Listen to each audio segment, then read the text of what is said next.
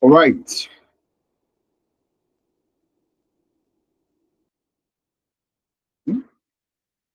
The distinguished participants, I want to officially welcome everyone to class. That's the week 3 of our 3-week long project management training. It's been a great one, a great experience so far in this 3-week project management course. And I'm sure that everyone who has been with us since the beginning of this training has actually found it very, very much enlightening, very, very much engaging and educating. And I'm so glad that, yes, we are in the final phase of this training. That is the week 3. And we have just 4 days to go in this training. So I want to officially welcome everyone to class again today. My name remains Kehinde Samson Ogumiwa, and a big appreciation goes to the organizing body of this training, or for this training rather, that is CUC Concept Training Company Limited, for making this opportunity open and available to every one of us. So on behalf of the whole class, even though, yes, I'm a representative of CC Concept, yes, we are still appreciating the company for this wonderful opportunity. It hasn't been so easy, organizing a training like this without taking a dime before you participate in it. So it's a feat that, I know that CC Concept is going to be known for many years to come. Okay, so I want to say welcome again, and into this class, we are going to be picking up from where we stopped. Although into this class, we are going to be discussing another knowledge area entirely.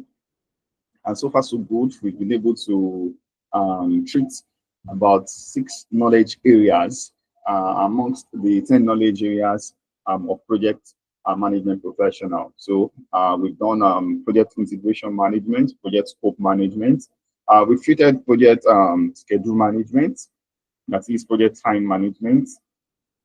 We've done project cost management, project quality management, and project human resource management. So far, so good.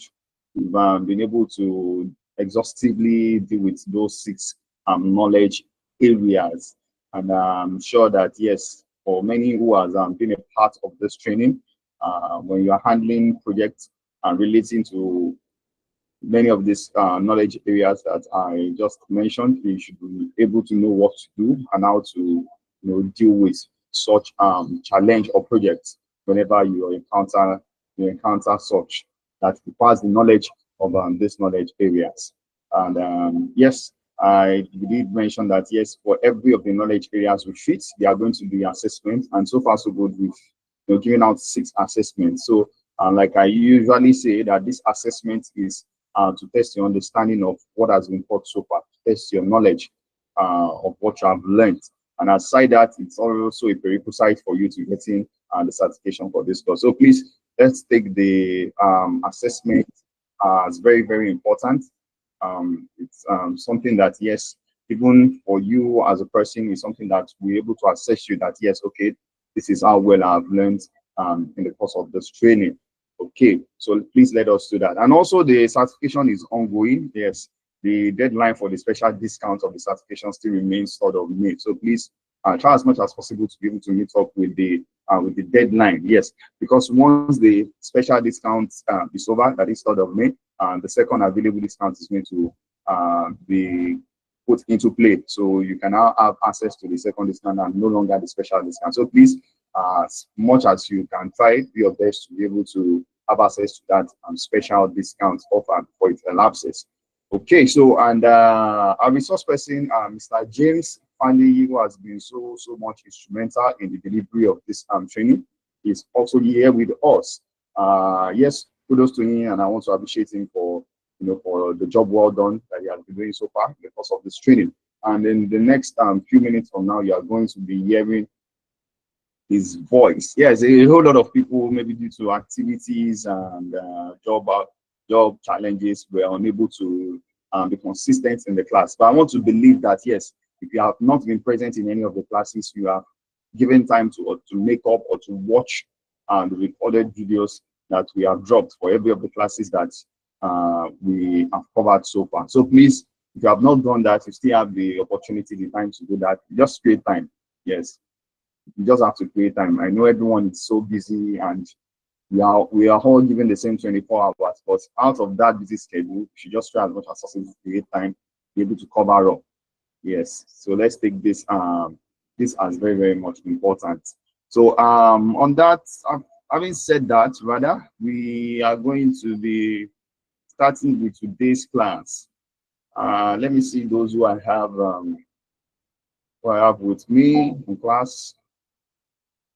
Just a minute.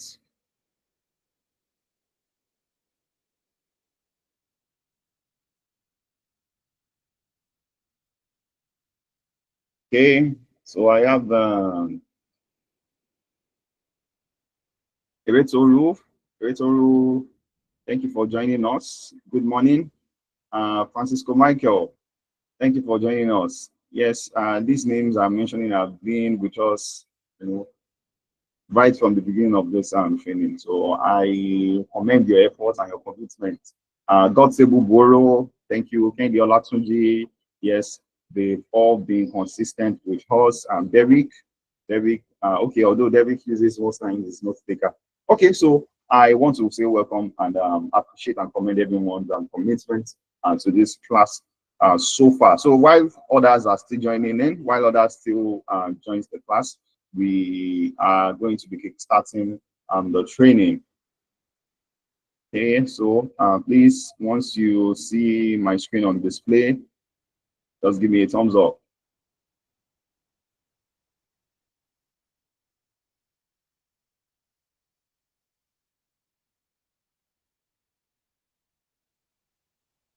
Okay, so if you can see my screen, please give me a thumbs up. Let me be sure that, yes, I'm communicating or I've been communicating since morning. Thank you very much. Thank you. Okay, so in today's class, like I did mention, we are going to be diving into project risk management, which is, very, very important knowledge area as far as project is concerned. There's no project that you will embark on, that you will take on, that you wouldn't get involved with risk. There are risks to every project, to every businesses. So when you are faced with such challenges, what are the things that you need to do? What are the tools and techniques or the methodology that you can use to tackle such a risk as far as project management knowledge is concerned? So those are the things we are going to be looking at. We are going to be looking at the process groups, the processes that are involved when it comes to risk management, and also the methodologies that you can employ. So I would encourage us, let us give our resource person our undivided attention so that we can learn from the wealth of this knowledge. So the next voice you'll be hearing with that of our resource person, Mr. James Fanny. Please enjoy your class. So let's start on project risk management. How many of us here love to take risks? Anyone here? Who are risk takers among us? Is there anybody here that loves to take risk? Who loves to take risk? Okay. Okay, Moji said that he has gone through. Okay, that's great. So Ariola also loves to take risk. Moderator, please, let's start with that. I want to meet those people that love to take risk. Please, can you call on one of them for me? Okay. Mojit Karim. Okay. I can see Mojit Karim. Why do you like to take risk? Why? What do you gain from taking risk? When you take risk, good evening, everybody. I'm glad I have the opportunity to get this class. I like to take that. Do that. See, I think success. You have to risk. You don't risk things. you will not get. So when you take your risk and you overcome it, then you successful safety. Okay. Thank you, Moji. Thank you, Moji. Ariola, you also raised your hand. Good evening, everyone. Good evening. Yeah, well, number one, I during my daily, let me say my daily work, I do take risk a lot. So that's why I said this is one thing that is something that is not. Is it that it is impossible for you to avoid, the risk that you take, or you love it? You enjoy taking risks? It is actually impossible. But when you say you are avoiding it, then you are it's just as if you are avoiding the challenge ahead of you. So that's it. So that's why I take it of my hand. Okay.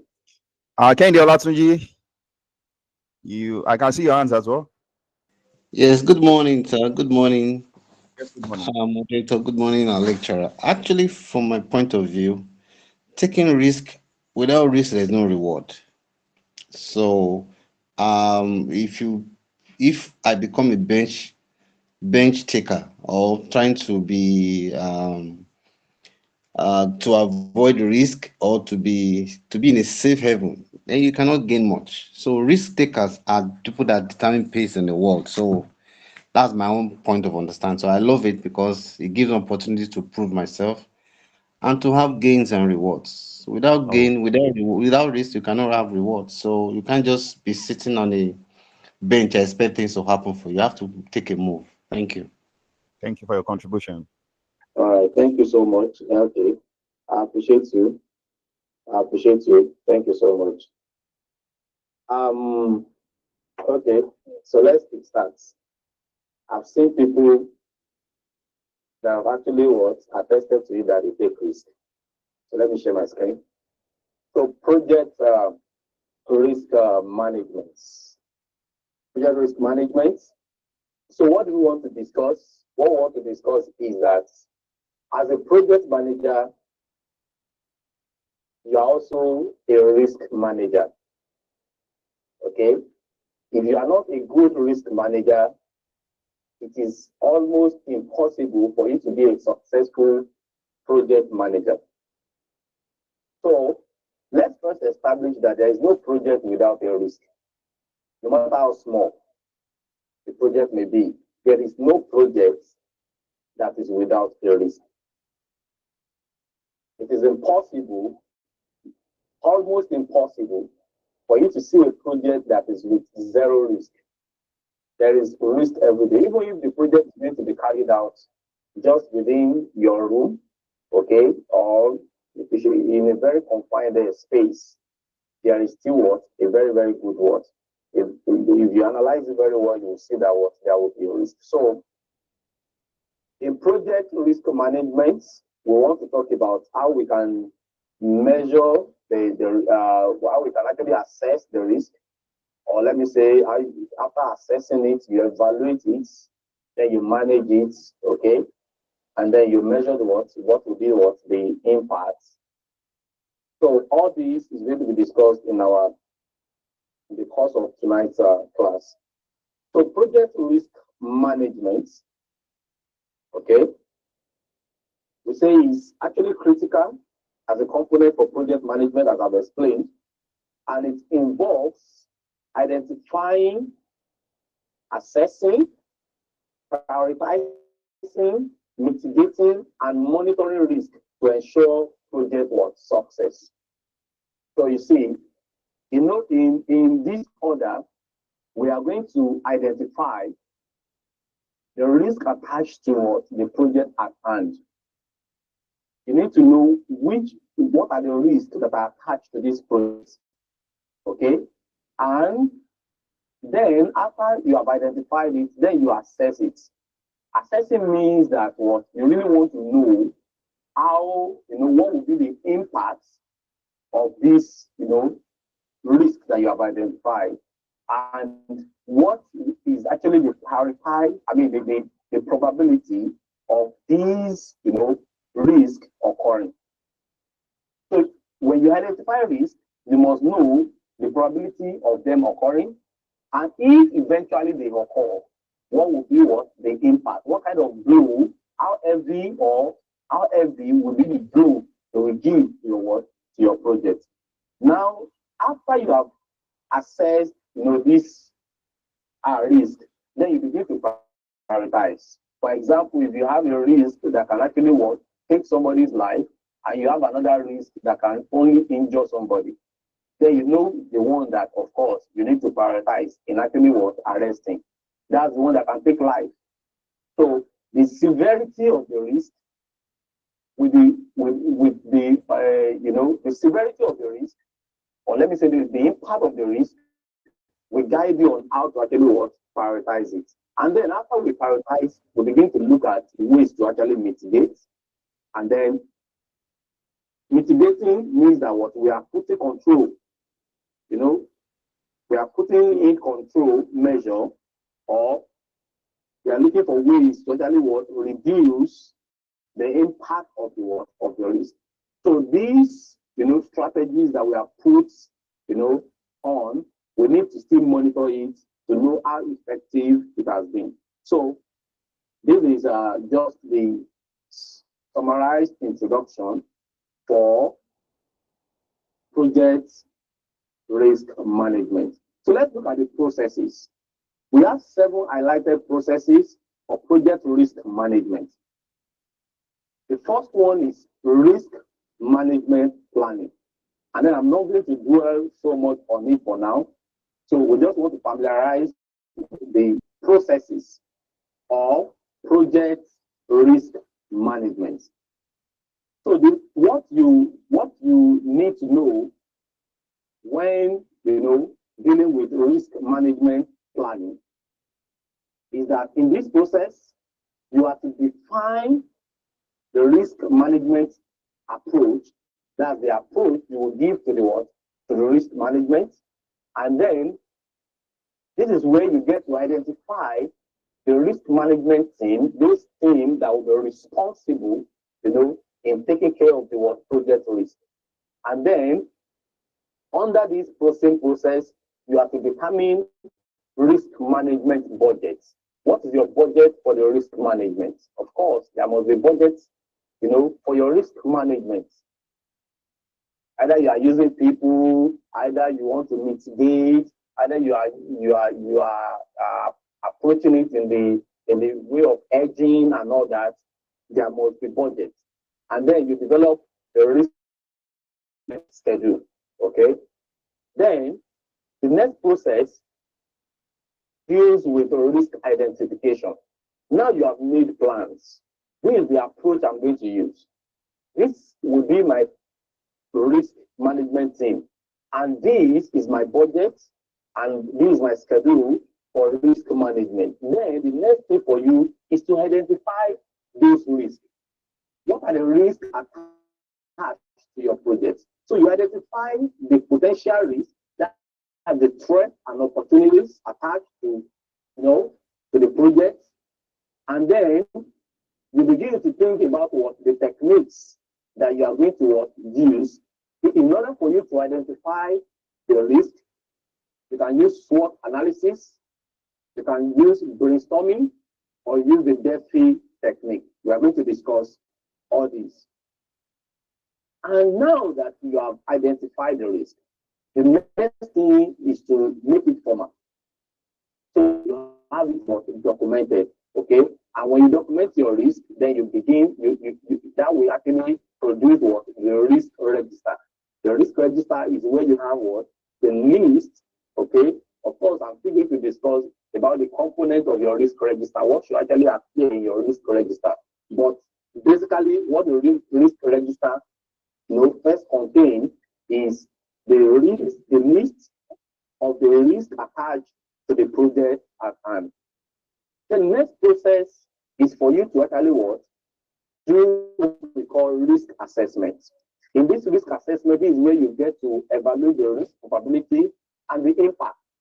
I briefly explained that when I was, analyzing the definition of project risk management. So in this case, under the assessment, you need to know the risk that you have what identified here. You check them one by one. Okay, if we are saying that what there is a risk of somebody was losing his life, what is the probability that what someone among the project team might lose his or her life, in the course of executing this project?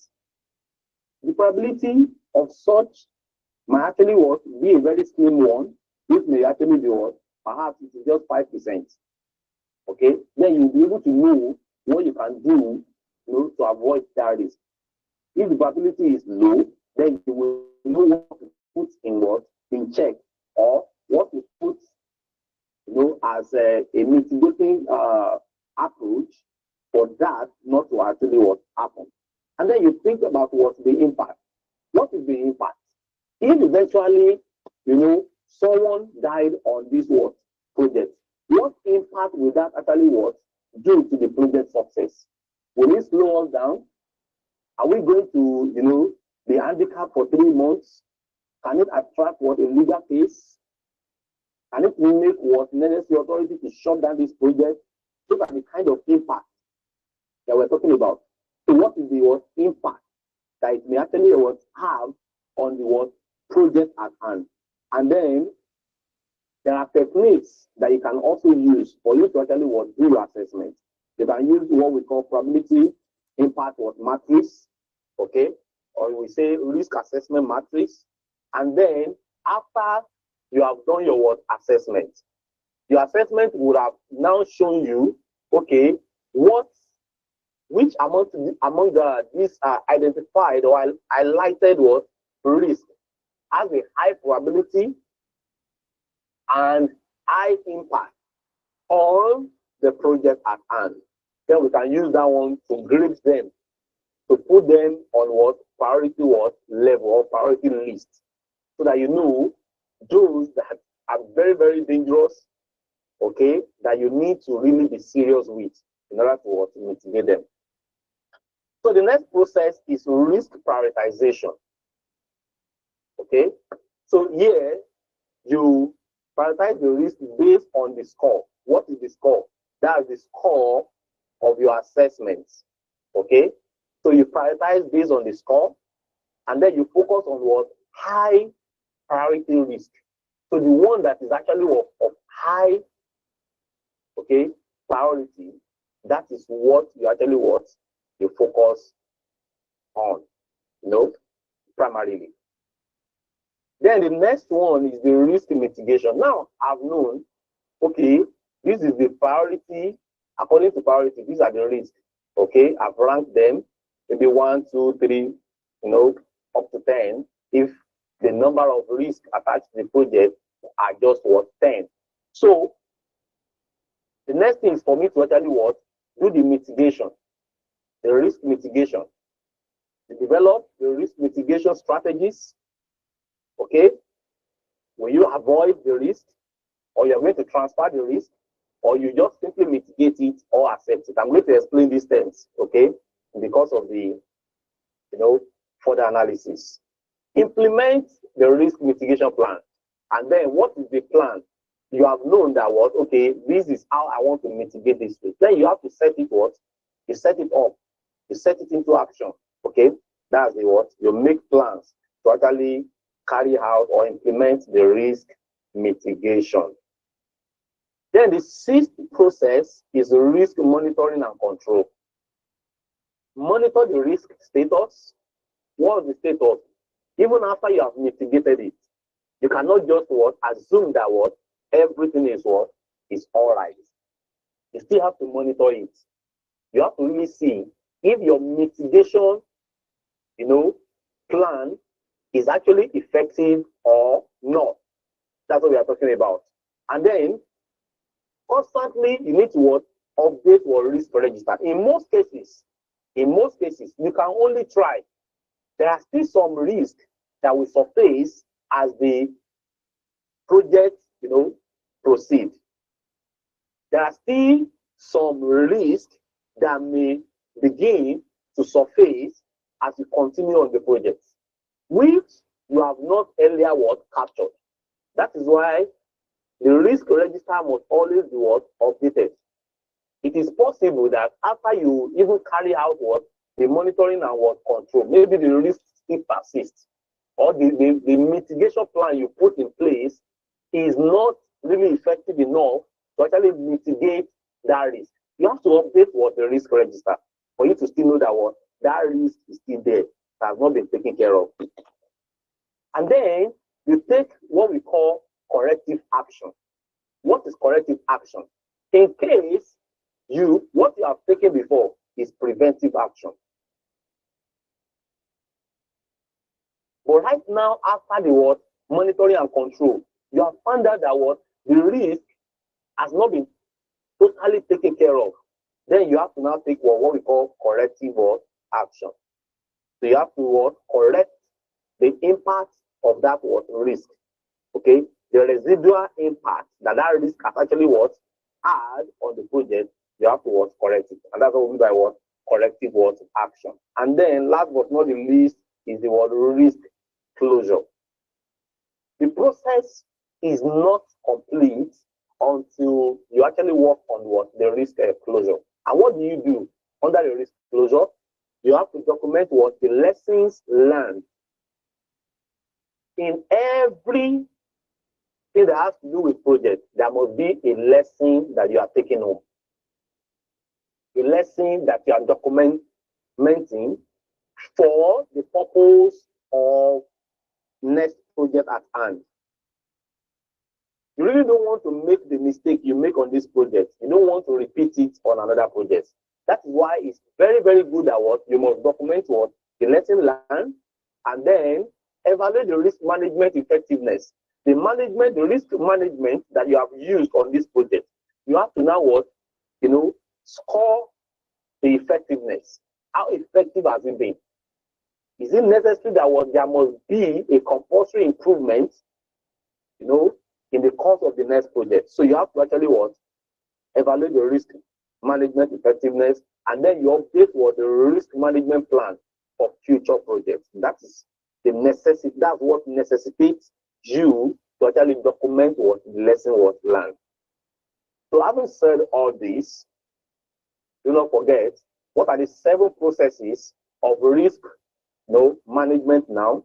The 7 processes that you have to do your risk management plan, and then you do your risk identification, your risk assessment, your risk prioritization, your risk mitigation, your risk monitoring and control, and then your risk closure. These are the 7 processes that we have under risk management. Okay? And then we move on to risk management techniques. I've mentioned them. I just want to give you the highlight of them. So these are the techniques that you can use. You can use in your risk to actually manage your risk. So you can use what we call SWOT analysis, brainstorming, DEFI techniques, probability impact matrix, risk assessment matrix. We are going to explain deeply how we can actually apply these techniques in the course of the class. Decision tree, sensitivity analysis, expected monetary value that we call EMV analysis, or Monte Carlo site simulations.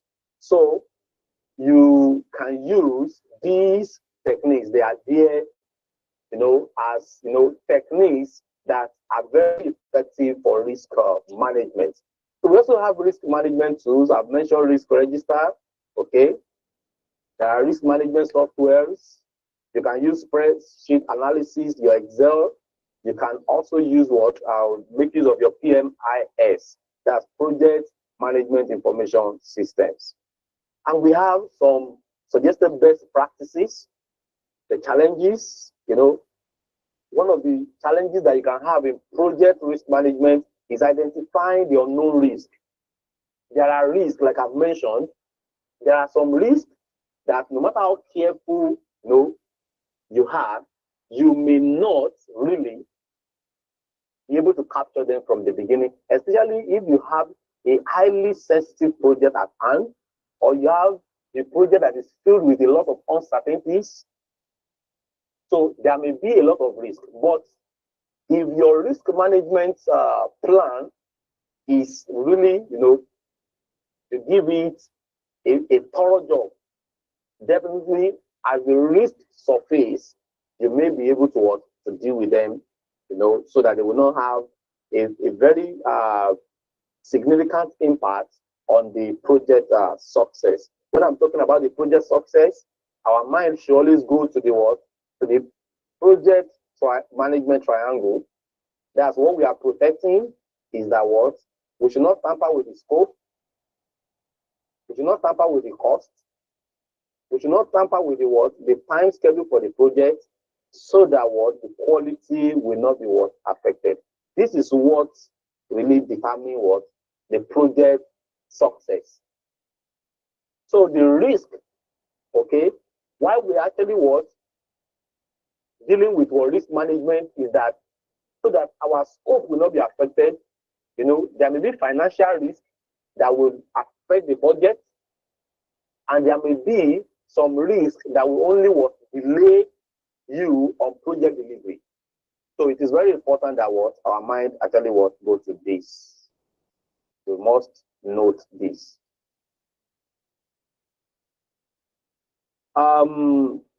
So we have identifying unknown risk as one of the worst challenges that you can actually face.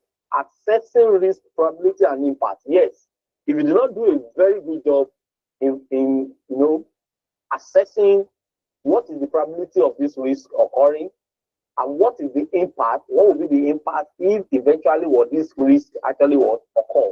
If you don't do a thorough job on that, you may have what? A lot of what? Challenges, getting it right when it comes to risk management. And then, for you to actually know the order of priority, after you have identified the risk, after you have actually what?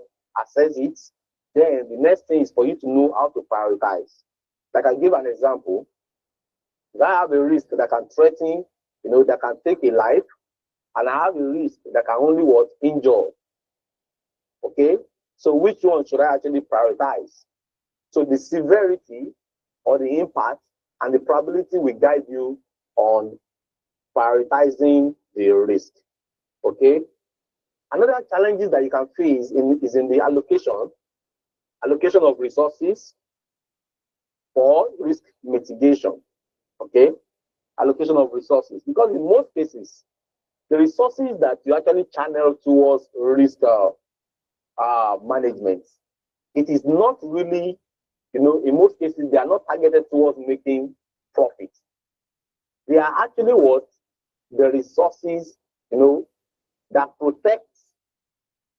The resources is to protect, the integrity of the project. The resources is to protect the success of the project. To ensure that every plan that you have made, okay, nothing actually will change the plan, or nothing actually will spoil your plan. Okay, that's the major focus of risk management. Okay, so if you do a proper risk management, you stand the benefit of having what? Reduced risk exposure on your project. You can actually take note of that. We are not saying that there will be zero risk exposure, but it's going to drastically reduce the risk exposure. Okay, it's going to actually improve your project outcome. Okay, you have a very high tendency of protecting the scope of your project, delivering your project on time, and not spending more than the budget, and this will guarantee the quality of the project. So it will also enhance the stakeholders' confidence. If you are able to manage risk, the stakeholders will actually it will boost their confidence. For them to know that everything is under control. That statement goes a long way. Okay? Everything is under control. You are working at site, and then as a stakeholder, I discovered that it's raining so heavily. I just called to know, just to check on you, and the team member, to know if everything is actually going on well, because it's raining, the downpour here is quite heavy. And what comes from the project manager is that, oh, don't worry, everything is under control. That means that you have it covered. Why doing your what? Your risk identification. That what, oh, it might actually what rain. How do we actually what go on with the job, or what do we do in case it's rain? How won't it affect what what we target or schedule to actually achieve on the project for that day or for that time? So if you have it what under control as a stakeholder, definitely is going to actually what enhance my confidence. And then your project efficiency will also be what improved, and then it will help you to make what a better decision. Okay, it will help you even when a particular risk that you never thought could actually what occur, even if it comes up, if you have done a thorough job on your risk management or planning, definitely you are going to actually it will help you to make what a better decision. Okay, it's helping your decision making. So let's now take those processes and see how we can actually what make it more detailed. So if you have been with me up to now and you really enjoy yourself with the training, let me have your thumbs up. That is great. That is great. That's great. That's beautiful. Thank you so much. Thank you so much. So let's move on. The risk management planning, we have actually explained that it actually involves identifying, analyzing, prioritizing, mitigating, monitoring, So you just really want to make what the plan. And then we can look at the objectives. What are the objectives? The objectives is that what you really want to identify the risk management goals. What are goals and objectives of your risk management? Okay. And then you want to define the risk management approach and methodology. Okay. And then establish what the risk management team and roles. So it is very important. Aside the fact that you want to have a risk management team, roles must actually be attached to people. There must be people that will be held responsible. It is not the work of everybody.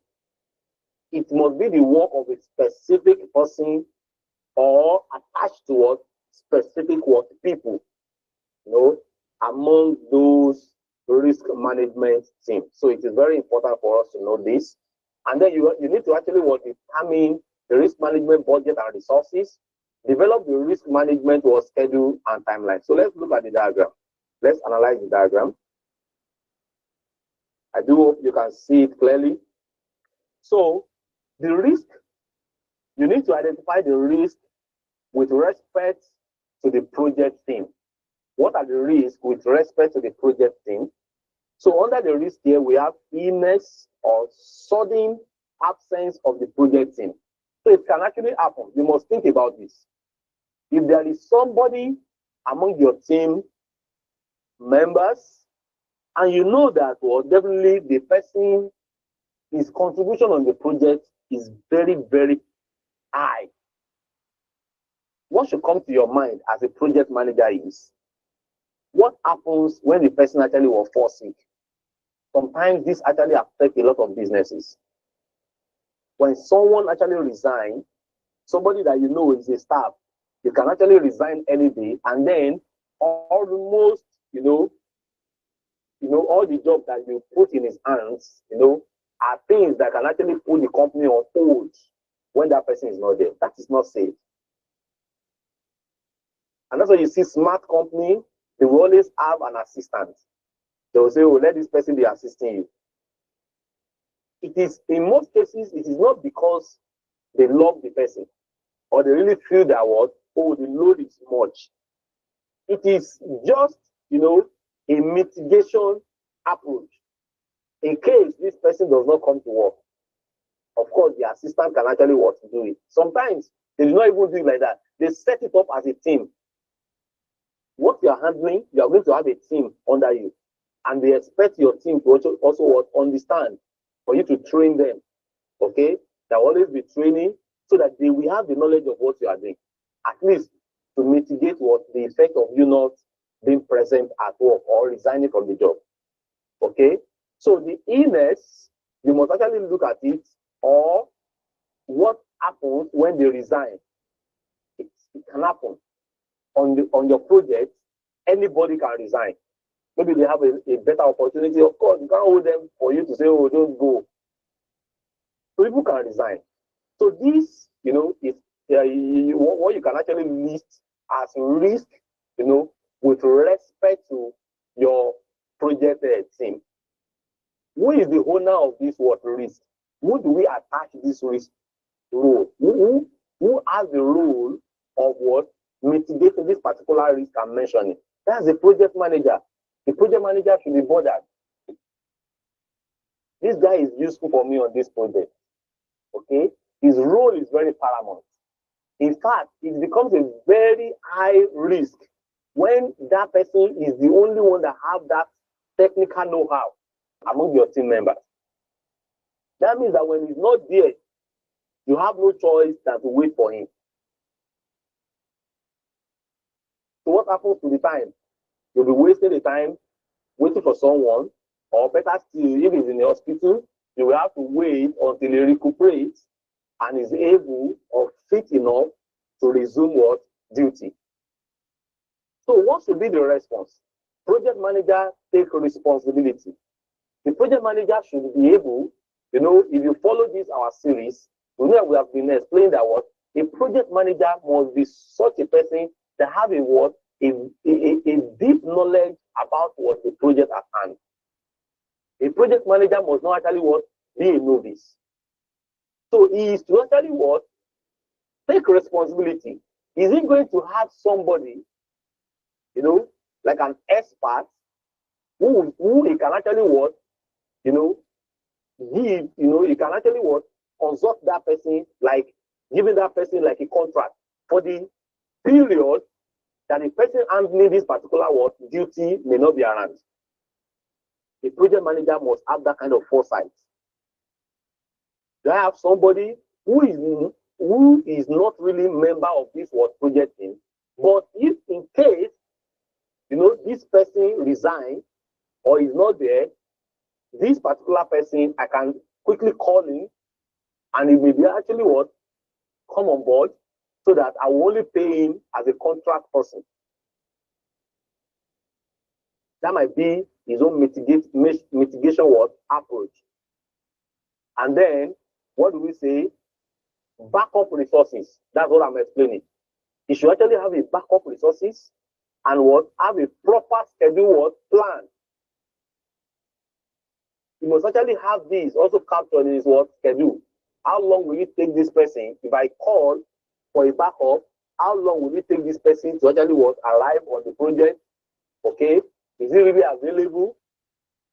There are so many things to actually to be put in order for you not to have a negative impact on the project at hand.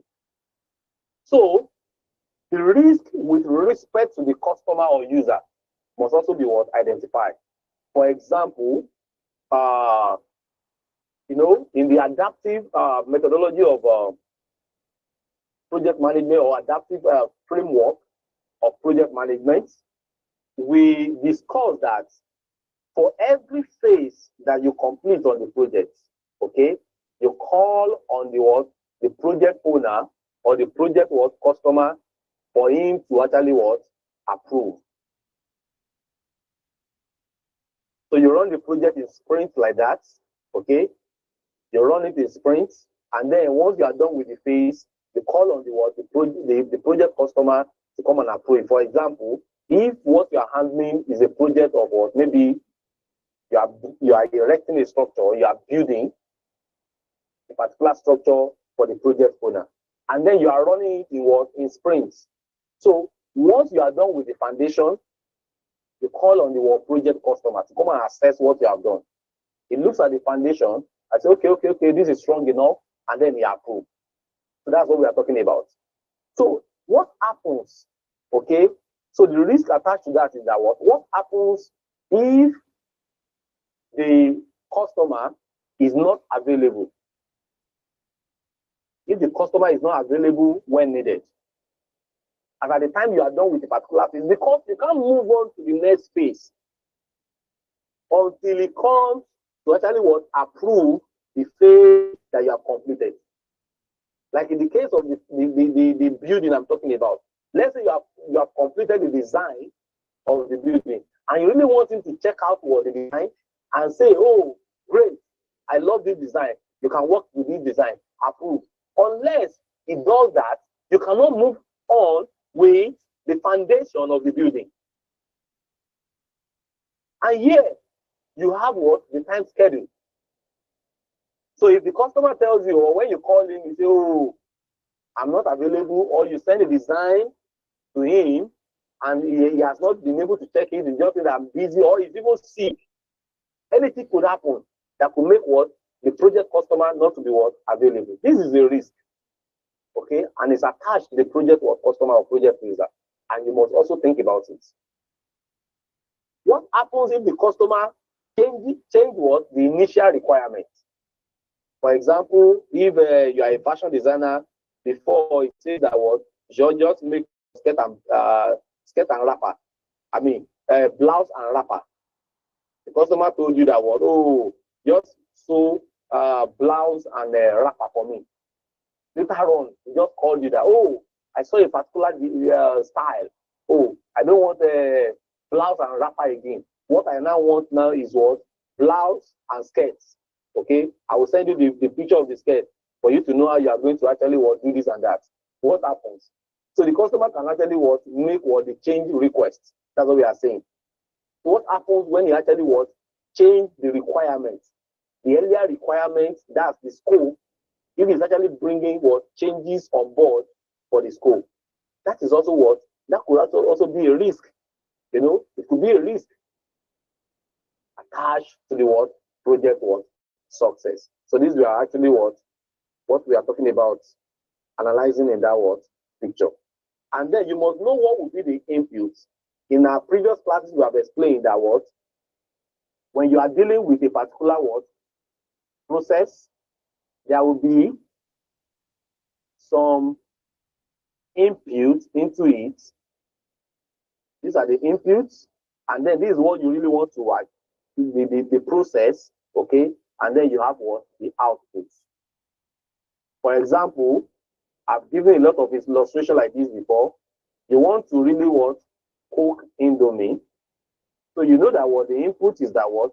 You are going to, or let me just use the word, you know, generic word, noodles. So you are going to get what? Your noodle. You get all the ingredients, if it's green beans and everything. These are your inputs. And then you apply your what? Tools and techniques. That's the process it will go through. Your tools and techniques, your pot, your gas cooker, your techniques. Is it that you want to put water pot, you want to put this and everything? That's your recipe. And then what you will have as the output is the what? Cooked noodle. So look at every process also like this. Every process in project management, there are inputs, there are things you actually will bring in. For example, in the process of this risk management plan, you are going to need your project charter. We have explained this. That's the official document that initiates what? The project. Your project scope statement is you are going to need it. You are going to need your stakeholder what? Register. Okay? You are going to need your what? OPA. That's organizational process what? Assets. So the organization, especially organizations that have a PMO, project management office. So they may have some what? Already existing assets. It might be a particular template they have been using. Okay? It might be that what? They have some case studies. It might be that they have some documentation or whatever that you can actually what? That are already existing that you just need to just pick and use. That's the organizational what? Process what? Assets. They may have some equipment that you don't need to actually what? Buy. Anything that is just an asset to the organization useful on the project. Okay? You can actually what? Look at them as organizational what? Process what? Assets. And then you must consider also your enterprise environmental factors, which could be external or internal. Okay? You may look at the factor, maybe the company has many projects at hand and they have limited resources. Okay, you will also look at it. Are there government policies that can actually affect the project? Are there regulatory bodies that may actually some regulations that can actually affect the project at hand? You also look at the market trend. Okay, there are some projects that you know that by the time you finish the project, you already know that the market will not be favorable for the products that will emerge from your project. So what is the essence of going into the project? And that's why you see that there is a lot of care, a lot of strategies, especially when you want to introduce a new product into the market, or you want to introduce the output of a particular project. Let's say if it's a product, a new product. Of course, there must be the market analysis. Because what happens if you do everything beautiful and then the market does not favor it? It's just like you trying to reproduce, an obsolete equipment today. Okay? In the world of digital, smartphone, and then you are going into the massive production of the former 3310, Nokia 3310. Okay, do you see it like in large quantity in the market again? Because the market trend now is that the phone should be smart enough. So a lot of people really want to use smartphone, even the older ones. Okay, many of their children are already buying them smartphones. So the demand for the likes of a Nokia 3310 is not that high again. So you can't say you want to embark on a project today now, and then you are soliciting for funds and all that, and they now ask you what's the project. You say you want to produce those kind of antenna phones. You want to go into their production, massive production. Because even the little kids these days, they know what smartphone is. If they cannot go anywhere, when they pick your phone, they know where to go to actually initiate a game on your phone. So even for those little kids that could have been your targeted users, and many of them will not even appreciate that kind of phone like a Nokia 3310. So you should be able to analyze. You will need your EEF, that's your enterprise environmental factor. You will need to actually analyze. You will need it as an input.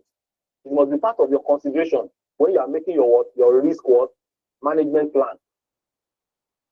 Are there government policies?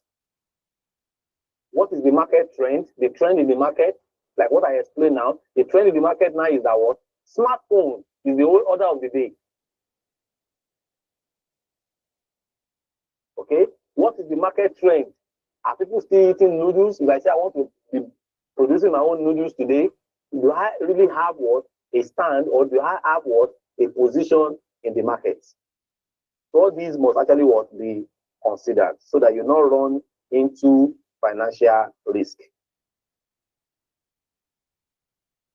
Okay, and then you can make use of some tools and techniques. I've mentioned SWOT analysis, brainstorming, expert judgment. I've always been mentioning expert judgment, and we are still going to discuss that when we talk about DEFI analysis as a technique that you can use.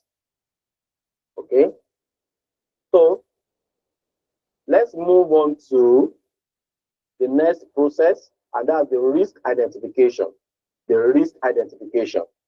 Okay, I'm going to just use the diagram. Let's use this diagram for the identification of the risk.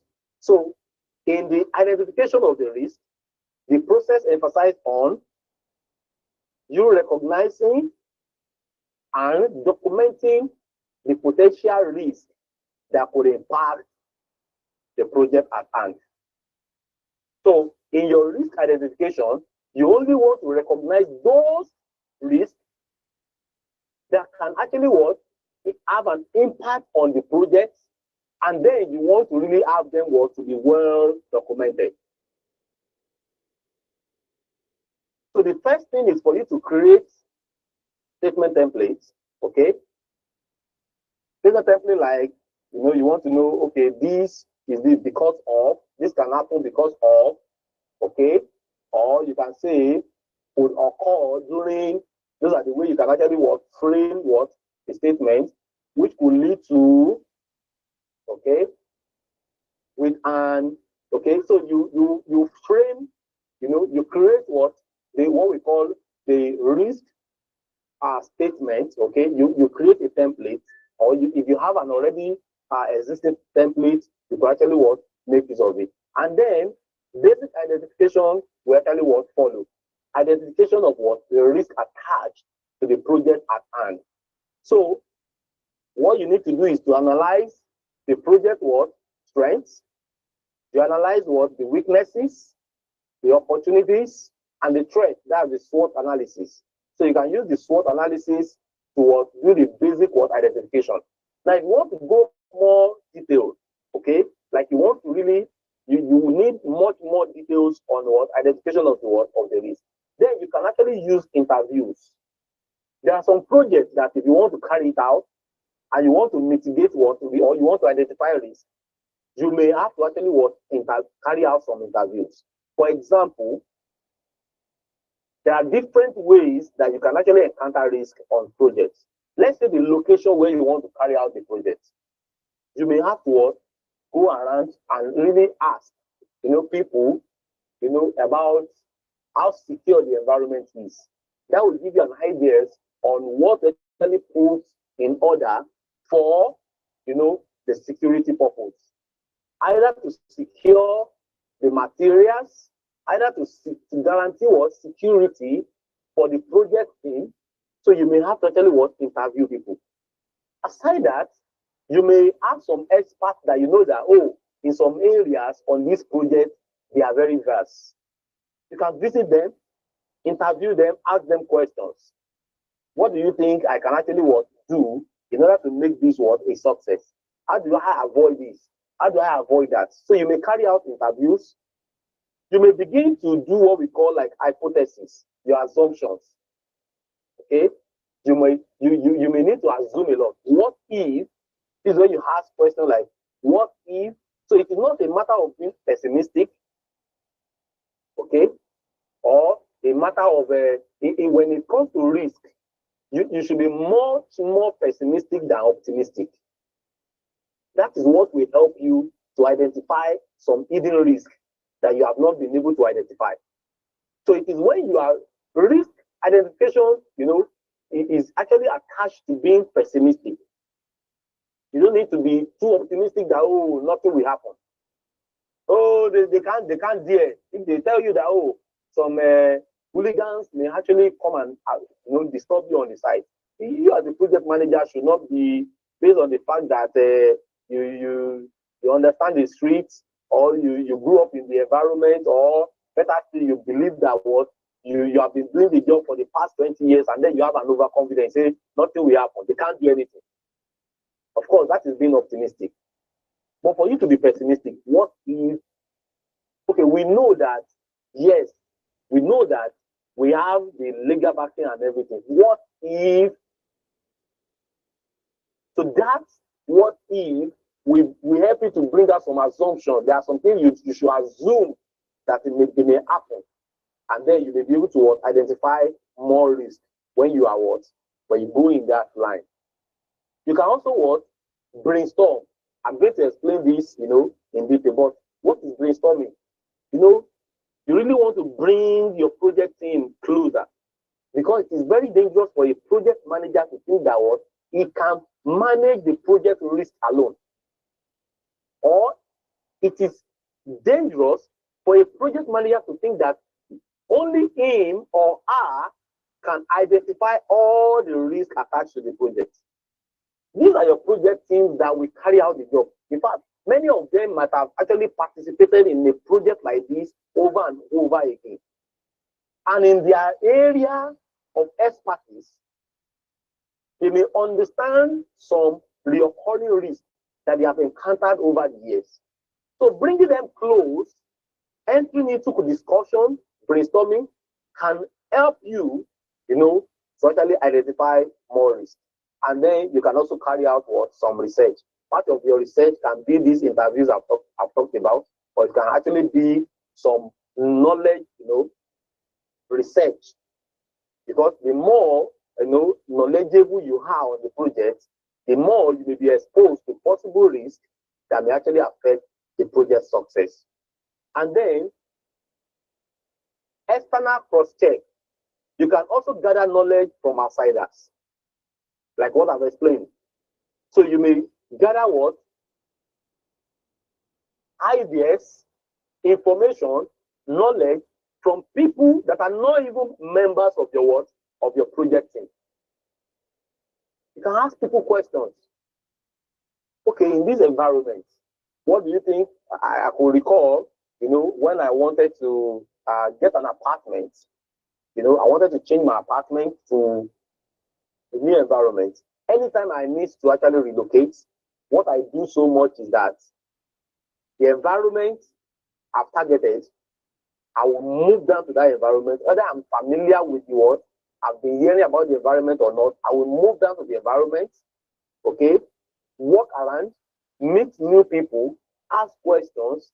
If the vacancy is on a particular building, I will ask questions, I will get myself familiarized with them, joke with them, smile with them, even when I've not even decided if I'm going to pay for the apartment or not.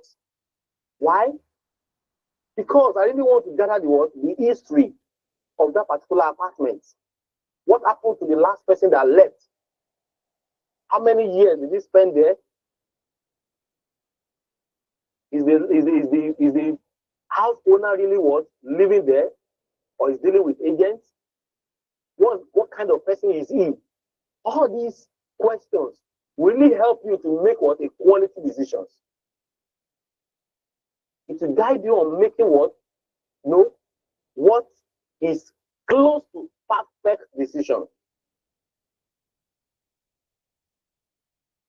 And likewise on projects.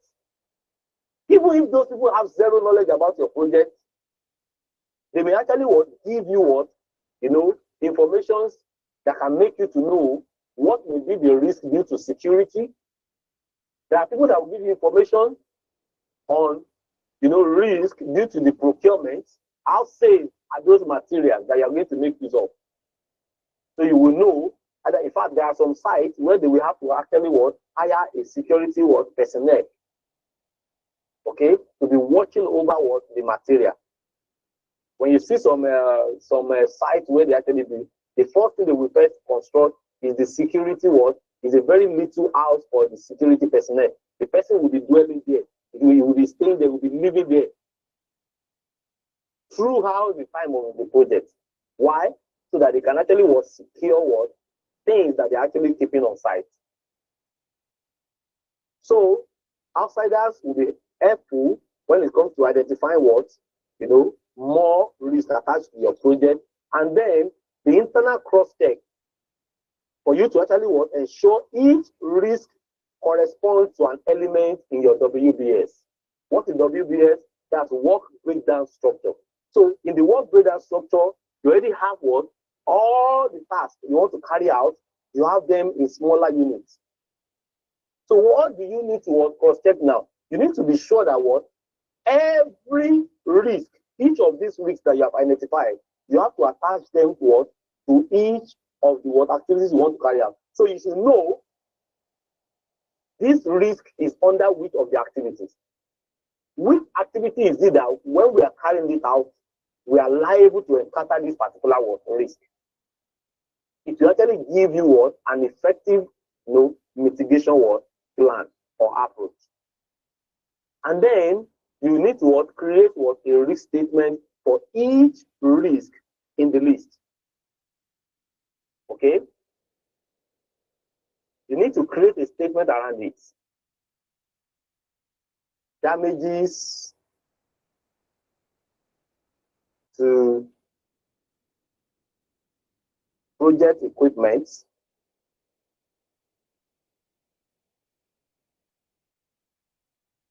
due to exposure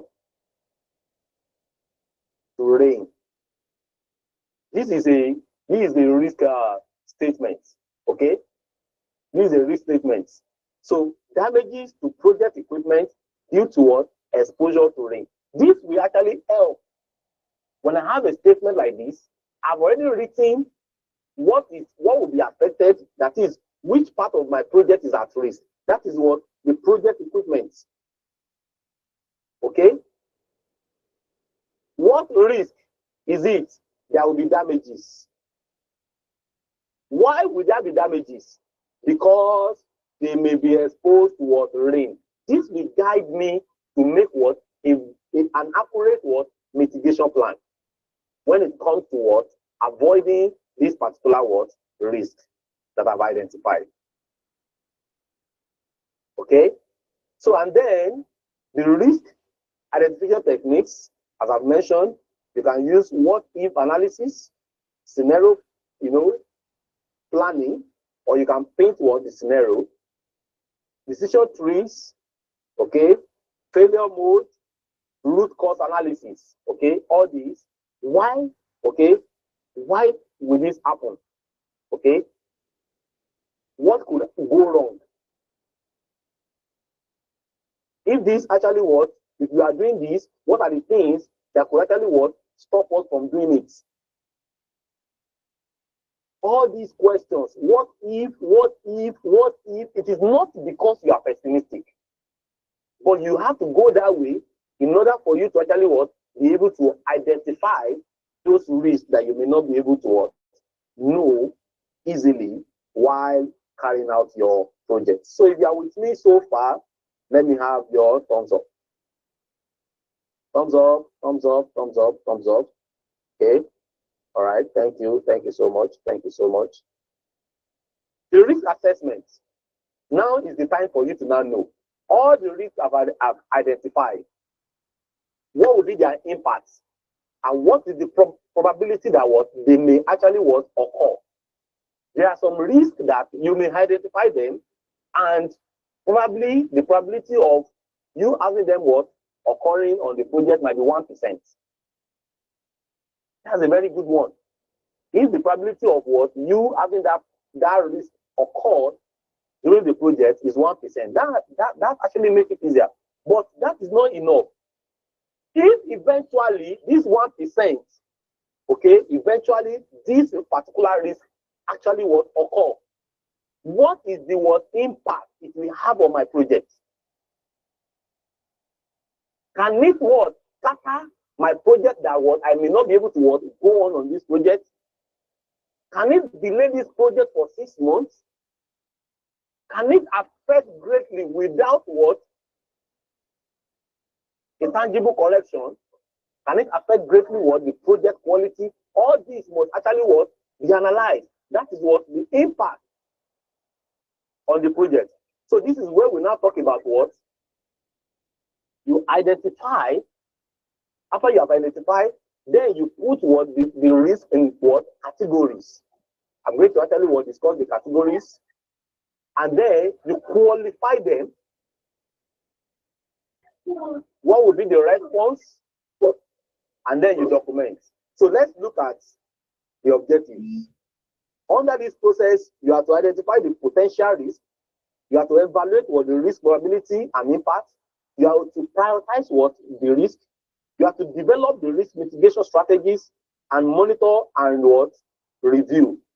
So the risk assessment process. Risk identification, putting your risk into what categories? Is it a financial risk? Is it what a strategic what risk? Is it operational what risk? Okay. Identify, analyze, prioritize, assign a risk owner. You know, I've explained this, that every risk that you identify, you must actually what? You must attach it to the owner. For example, when I was talking about, I was analyzing a particular diagram. Let me quickly go back to that diagram. Okay.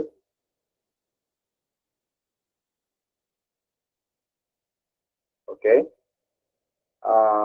Yes, yeah. Talking about the risk with respect to the project team.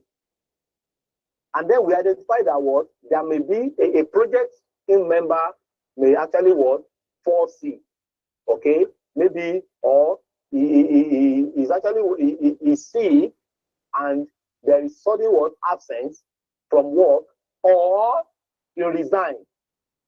Who is the owner of this risk? So when you look at it, look at the owner here. Who is the owner of this risk? That is, who should be in charge of ensuring that what this risk does not affect the project negatively.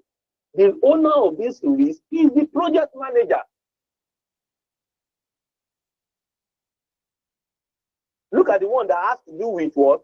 Maybe the customer, you know, initiate what? A change in the initial what requirement, or the customer is not what available when needed. Who are those people that are actually what? The owner of this risk, the senior technician, the senior manager, okay? A project manager may also what? Be here, as the case may be. But the senior manager, that's the senior management, these are the people that actually have what? Maybe a direct what? Impact or access to the project owner. They should ensure that what that does not what actually what happen.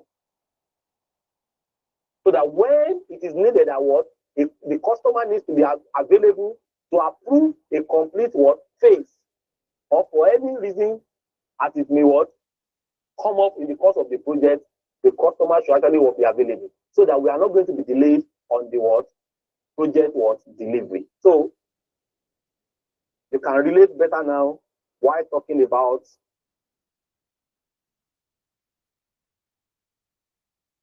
should be able to relate better now in my explanation of, you know, attaching what risk, okay, to a particular owner, and then respond to the risk, and then what monitor. These are the 6 key steps in the what risk management process. So the risk assessment techniques, you may use your probability what impact matrix, okay. You may use, in fact, not may, it is compulsory that you use what? Expert judgment. It is very, very important that you use what? Expert judgment. Expert judgment at every level of your project is really, you know, it is a necessity. It is a necessity. You need what? Expert view, you know, in order for you to assess or manage what? Risk, you know, effectively on your projects. Okay. Risk mitigation. Mitigating the risk. What is this process actually what addressing? Okay. From the knowledge of the meaning of the word mitigation. Okay. So in this case, we really want to implement strategies to reduce or eliminate what? Potential risk. That is our focus here. How do we, now that we have identified the risk, we have actually what? Assessed the risk, okay? We have prioritized the risk. We have set them in priority. That is in order of their priorities. So what is our plan to actually what? Mitigate the risk. And this is where we discuss what? The mitigation what? Plan. So in order for us to mitigate the project risk, we may actually give what? These 4 types of what? Approach to the mitigation. For example, are we going to what? Accept the risk? What does it mean to accept the risk? There are some risks that you cannot actually what? You can't take them out. There is no way you could actually what? Avoid them. They will actually be like 5 and 6 with you on this project. So you must identify some risks that are like that. That whether you like it or not, these risks are here to stay. How will you manage to ensure that what they do not occur? They are there staring at you in the course of your project.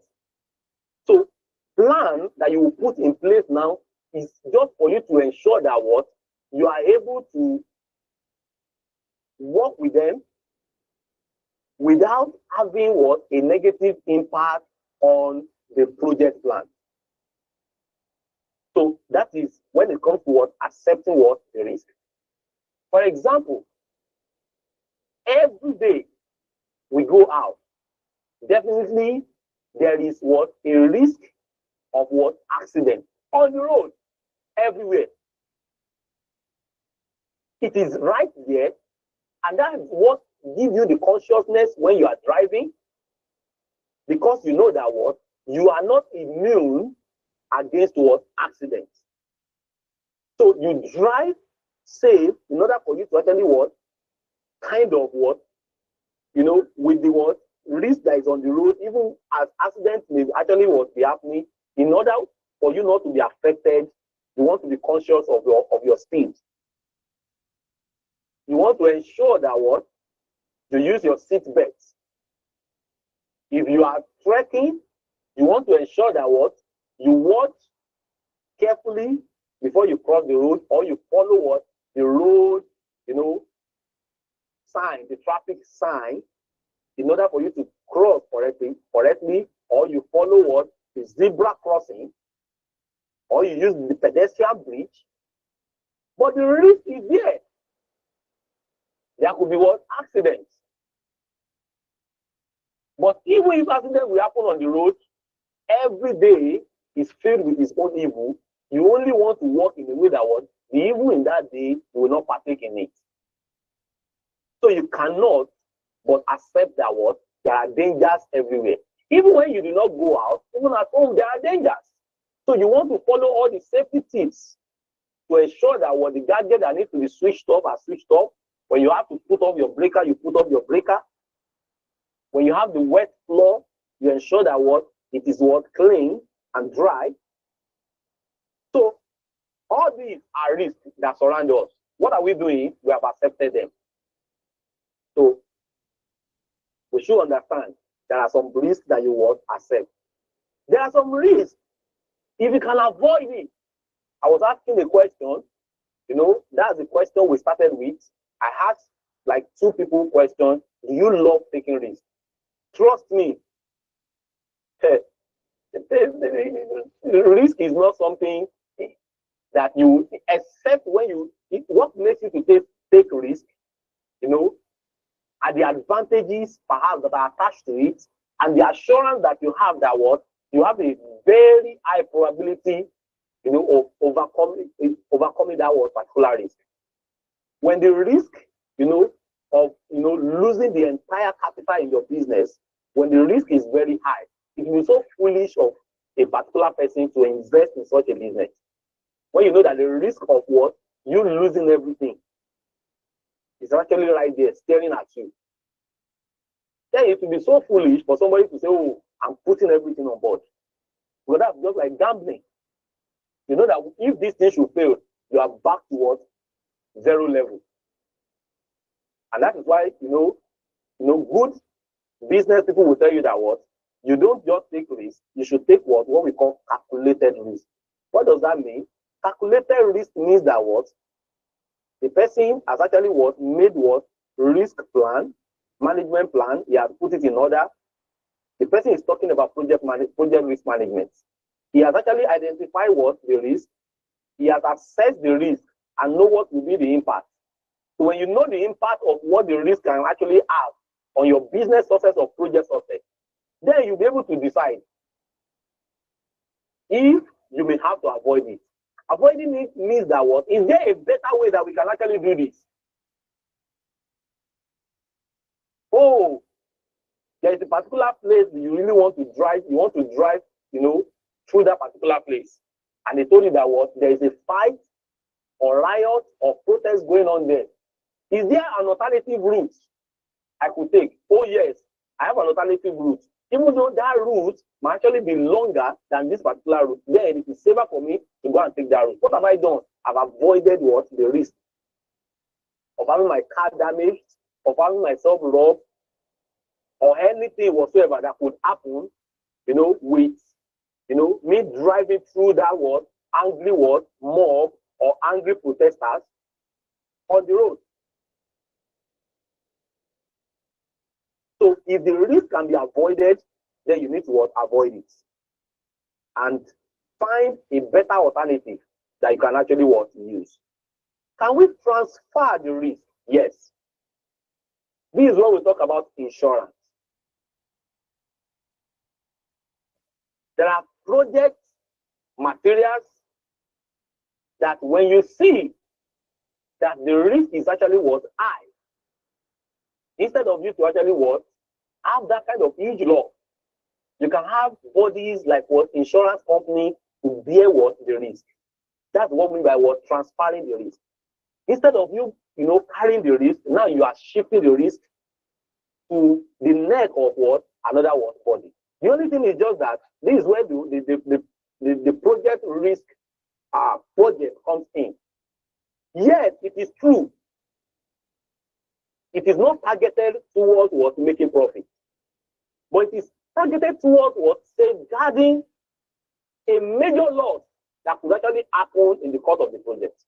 There are some project what materials, if you're actually what? Importing them, yes, you can actually what? You can put them on insurance. You can insure them. Okay? In the better word, we call it what? Hedging. Okay? Hedging simply means that what? You are shifting what? The risk on a particular financial institute, transferring the risk from yourself to a particular financial institute. Yes, why you actually what? The hedging is not targeted towards making profits. But it is targeted towards what? Safeguarding what? A major loss that will happen in the course of the project. Health insurance. Nobody prays to be sick. You can actually what? Have an health insurance for the whole year you are not sick. It does not mean that what you have wasted the money, but what you have done is that what happens if you actually what? Sick, and it's going to take you what? A huge amount of money. You already have the insurance put in place to take care of that. That is what we also do in projects. Can we transfer the risk? All those equipment that are major equipment that that can be stolen, that can be theft or anything whatsoever, you can insure them.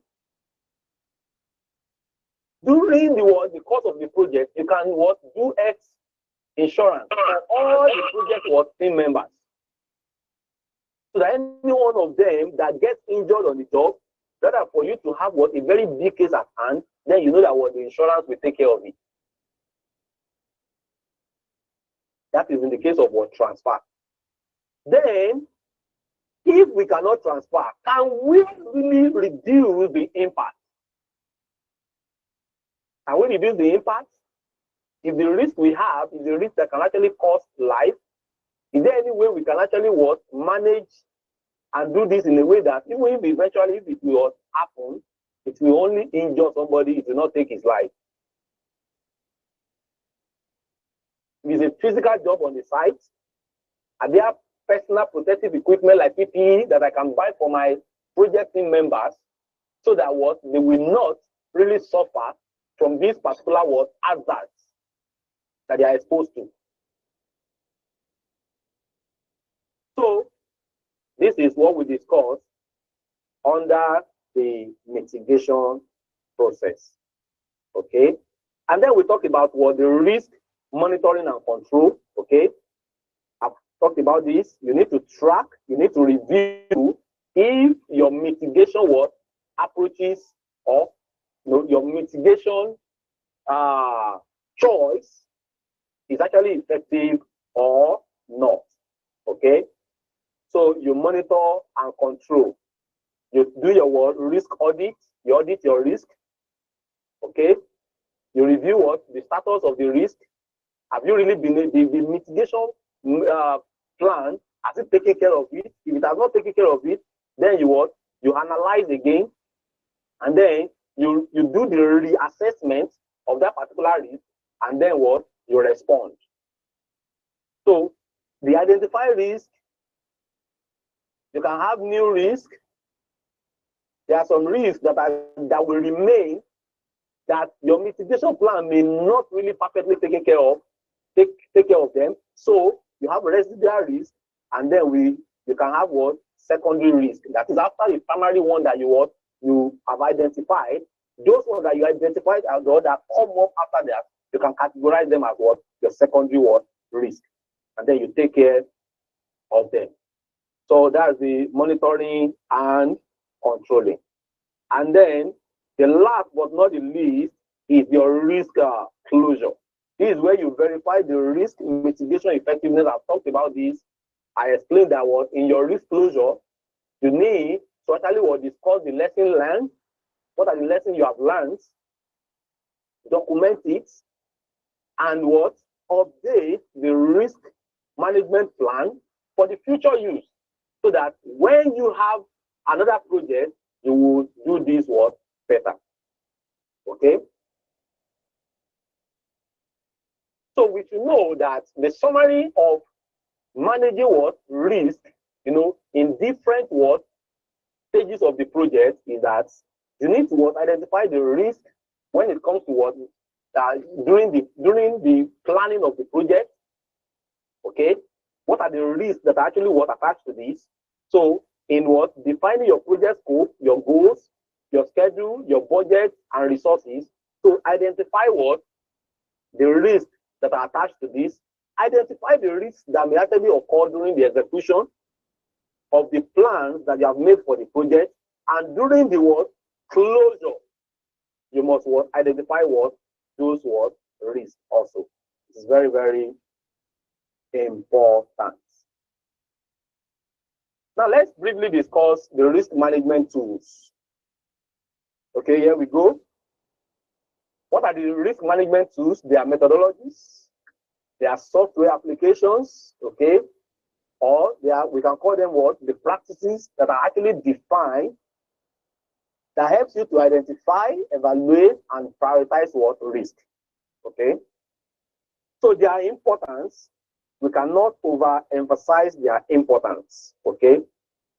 The importance is that all these tools will help you with proactive risk identification. They will help you to be they are like your Google. They are your Google, they are your spec, they are your recommended glasses that can make you to see better, for you to identify those risks that naturally you may not be able to identify. So they will help you to actually make informed decisions. They will help you in your decision making. These tools will help you to make quality decisions. Okay, you'll be able to optimize your resources, use your resources better. Okay, and then it will also help you with compliance and governance. It is, policies can affect the project, government policies, regulations can affect the project. When you practically do a good job in risk identification, you'll be able to you'll be able to have a pass when it comes to compliance and governance.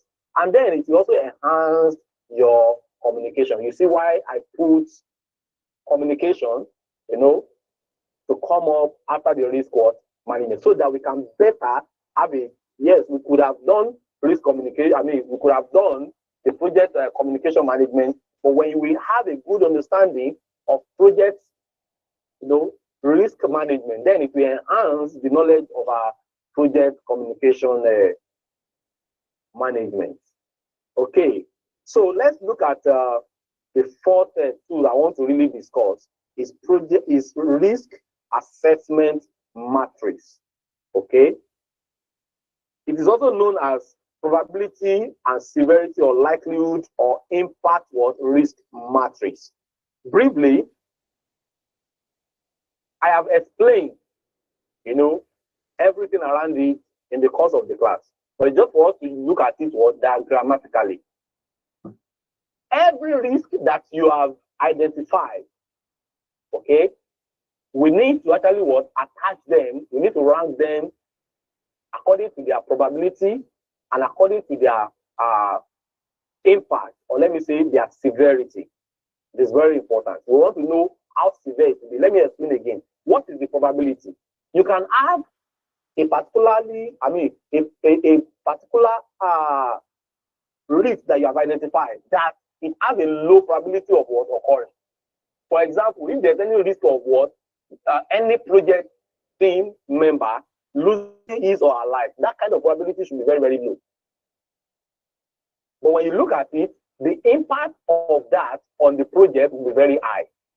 The morale of other project teams will be very, very low, aside the fact that what the position of the person who died on the job will actually be vacant. If the person is playing a very great or is playing a key role in the project execution, is going to have what a greater what negative impact even on the project status. So in most cases, we do it as 3x3 matrix, and effectively it is better done as what 5x5 matrix. What does that mean? So if you are going by the 3x3 matrix in your severity, okay, we categorize what the severity to low severity, medium severity, high severity. And then your probability will be high frequency, medium frequency, or low frequency. What does that mean? Low frequency means that what there is a very, the probability that it will occur is low. Medium means that maybe above, around average, 50%, that it will actually what occur. And then you have what? So you have, after you have, don't forget that before you can do this, you have listed your what? Your risk. You have identified all the risks. And then you begin to actually what, look at them based on the project at hand. Because you begin to what? To look at them that, okay, any of the project around here, okay, let me rank them. Let's say this is 1, this is 2, and let's call this 3. Let's call this 1. Let's call this 2. Let's call this 3. So a project that is what? 3-1. 3-1 means that what? High frequency, there is a high probability that it will occur. But when it occurs, the severity is very low. Maybe it can just what? Give a scratch on the body of the person. For example, if it's a physical harm that it can cause, maybe to just give the person what? A cut or anything like that that is not deep, then we say that what? Oh, the impact of this is actually what? Medium. You have already what? Done your impact here, low risk, medium risk, high risk, and you follow the color. The gray color means that what? Those areas are good to go. They are good to go. They do not really have what? That kind of what? High impact on the project status. Where you have the yellow, all of us know what the yellow means. That is what? Warning. That is a warning area. And the red area means what? Danger. And when you look at what the red area, for example, like this area here, the frequency is 3. The severity is also on number 3. So you can see that is what very, very high. That means that what? It has a very high probability of occurring. And when it occurs, perhaps it can actually what? Take a life. It can cause a lot of life. This is high. Okay. Let me change my marker color. This is high. This is high. Very, very dangerous. The best approach would be that what? If you can avoid this, then you have to use what? The mitigation method of what? Avoiding this kind of risk.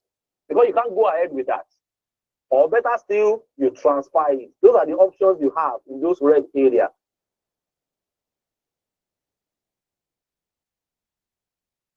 Because even if you mitigate, if you use the reduction methodology, okay, like I display in the diagram,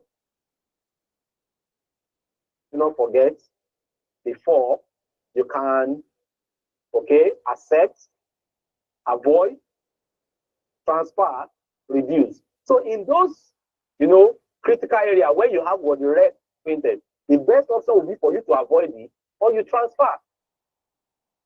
In order to guarantee that what the impact on the project will not be disastrous. Okay. All right. So the medium, where you have what the impact being what medium, it is possible that you may be able to what only reduce this. By the time you reduce the impact, you work on what reducing the impact. Then it will fall to the what to the low category. But what do you do to the low categories? Then you have to what accept this. You can accept this kind of risk. You work with them. They are not really dangerous. They are what you can actually work with. For example, the frequency is 2, and then the severity is what? Is 1. How can we actually manage this risk? How can we work with it and just be cautious? There are some risks that what you just have to be cautious. You can't avoid them. You can't reduce them. You can't transfer. You don't want to, you can't even transfer them probably, but you can work with them. You can accept them. That's what we are talking about. And then if it's 5 by 5 that you make it, okay, the category will be okay. I guess this is even 6 by 5. In most cases, you have what 5 by 5. So you have very low severity, medium severity, high severity, very high severity, and then you have very high frequency, medium frequency, low frequency, very low frequency, extremely low frequency. You may not need this extremely low. Very low frequency is okay, so that it will be just 5 by 5 matrix. Okay, and then you see the color is into 4: low risk, medium risk, high risk, and very high risk. These two are very dangerous. So what you have there is to either completely avoid them or you transfer them. Okay, those are the methodology that you can use in the mitigation. And these two here, this medium, you can actually what reduce, and this you can accept it, work with it. So it is very important that what we note that. So if you have been with me so far, let me see you give me thumbs up, thumbs up, thumbs up. Okay, Salim, Sani, Awalala. Oh, wonderful. Thank you so much. Thank you so much. The risk assessment matrix is a crucial tool in risk management. And why is it what a crucial tool? It is very, very important so that what you can have what easy prioritization of risk. It will help you. Majorly, it helps us what prioritize risk. For example, when you look at this, I've actually what been giving you recommendation. So the priority will be that, oh, this is very dangerous. Let me completely avoid it or transfer it. You don't need to transfer this kind of risk. It will be a waste of resources. Why do you have to transfer it if you can actually what manage it? Why do you have to transfer this if you can actually what reduce it? But for this, completely avoid it, use an alternative, or you completely transfer it. So you can see what you have been able to do. You have been able to what prioritize the risk. Okay, it will help you to have what targeted what strategy for managing what the risk, like I've explained. What are the strategies I've explained here? Because of this what matrix, it has helped me to know what are those risks I need to what avoid or transfer. What are those risks that I need to what just reduce? What are those risks that what I need to what accept? That's what we are talking about. Okay. It will also help you to have what the real-time view of the evolving risk or environment. So you can have the view easily. Look at it. The environment, you can see it. Oh, this area, no go area. Oh, this area, I can't manage it. This one, let me just reduce it. So you can easily what view the risk environment. Okay. So I've explained all this. So let's discuss our SWOT analysis briefly, and then we are going to use what the diagram to analyze it. What is SWOT analysis? The S means strengths, your W is weaknesses, your O is opportunity, and your T is threat. Now, in the area of strength, okay, we bring them into category. The strength we are talking about is actually what? Internal. That's within your project team or within your project organization. So you need to actually begin to look at the strength, okay, that you have that can actually help on the what project. What do we do well? That's when you begin to ask this kind of questions. What do we really do well that we are good at? What have our customers or partners told us they like about us? Those are the great qualities that can actually help us. In order for us to actually manage the risk. It is a very useful techniques when it comes to risk management. So you know your area of strength, okay? In what areas do we outpace our competitors? So if the project you are going into, if the project you are going into is an internal project, like for an organization, so you need to know, so how do we actually supersede our competitors? So all these things are the questions that can make you to know what your strength is, what's unique about our business, our product, or the project at hand. What assets do we own? That's the organizational process assets that I was talking about for PAR. Do we have the assets? What are the things that we really have that can help us on this project? The weaknesses are also internal. What can we improve on that we know that yes, we are weak on as a project team? When you look at what the people among your project members, you should know the kind of knowledge that is lacking among them. You know the kind of skills that is lacking. You should not deceive yourself. The project owner or the project customer, okay, what is the person actually dissatisfied with? That's when you are now, this is when you are now doing monitoring and control on the project risk management. You can begin to look at it so that you can know what are the risks that you are not really paying attention to. Where do we fall behind our competitors? If they also are, if it's an organizational project that you are carrying out, okay, what are we lacking in knowledge or resources? Is it that is the knowledge bridge that is causing all these risks that you're actually facing? You know that there is a gray area in the aspect of this project that we do not really understand yet. So you need to actually question this a lot. These are weaknesses. Opportunities are external. Okay? They are external, and it falls on the positive region, such as as the strength also fall on the positive region. What emerging trends can we take advantage of? Those are the opportunities when you actually managing your project. Which of our strengths might be valuable to potential partners on this particular project? So you discuss about the opportunity around it, and then you analyze the threats. The threats are negative and they are also external. Okay? For example, you need to understand those that are actually competing with you. You need to actually understand the impact of these your weaknesses.